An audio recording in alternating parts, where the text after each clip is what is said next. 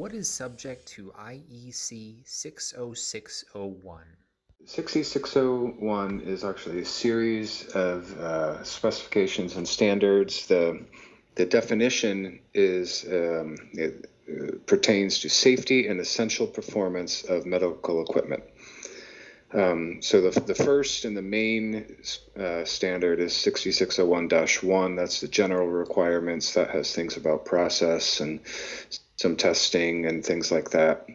And there's a whole series of specifications that follow it. There's 6601-2-1 through like 50 that cover very specific types of equipment, like defibrillators or muscle stimulators or x-rays or just very specific things, and then specific requirements that apply to that specific type of equipment. How does IEC 60601 affect your approach to a project? So it doesn't really have much of an effect on tools per se, but there is an especially strong focus on record keeping and document control.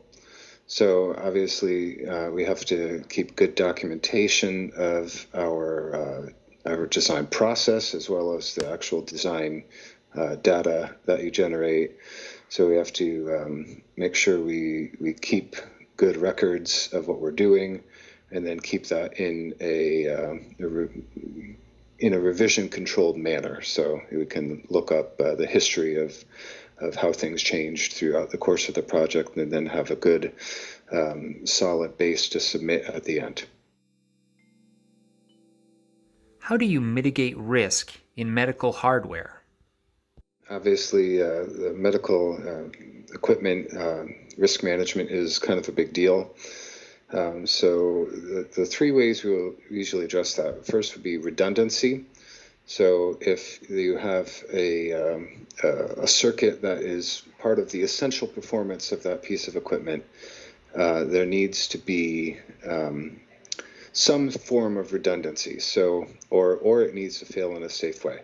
So if excuse me, if, say, a current sensor fails, we need to be able to either know that it failed and not create an unsafe condition, or be able to measure that in a different way. So it might include two current sensors in different points of the circuit or something like that. The other one is called self-monitoring. So that might be either monitoring power supply voltages so that you can ensure that your devices are operating under their normal conditions. It might be something like a reset supervisor or a watchdog timer that is a hardware mechanism that monitors the software to make sure that it's operating correctly. And then the last one is really more of a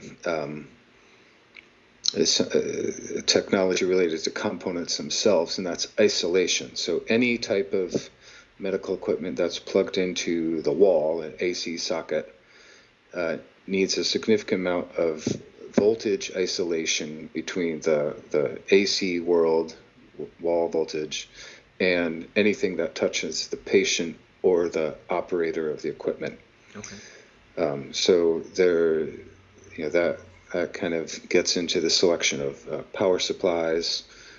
You have to use things like transformers to anything that is between the kind of the internal operating of the device and then something that might interface to the patient. So you use transformers, galvanic isolation, components like that to ensure that there's good isolation between the patient and the product.